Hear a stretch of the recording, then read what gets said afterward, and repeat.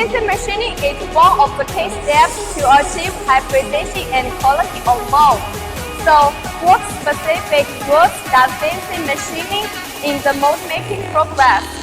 Let's find out. To achieve zero flash and zero burr during the mold manufacturing process, as the CNC manufacturing department, we need to ensure a precision of 1 micron both in the copper electrode and in the steel material. Here's how we proceed with the steel material. First, if heat treatment is required, we leave an allowance of around 50 microns after rough machining before the quenching process. After quenching, we perform another rough machining operation, leaving an allowance of 20 microns. Then, on the rough machining machine, we perform a semi-finishing operation, leaving an allowance of 8 microns. Once this is done, the part is moved to the high-speed machine for another semi-finishing operation, leaving an allowance of 2 to 3 microns. Finally, using a new cutter, we perform a finishing operation to ensure the precision of the steel material is within 1 micron.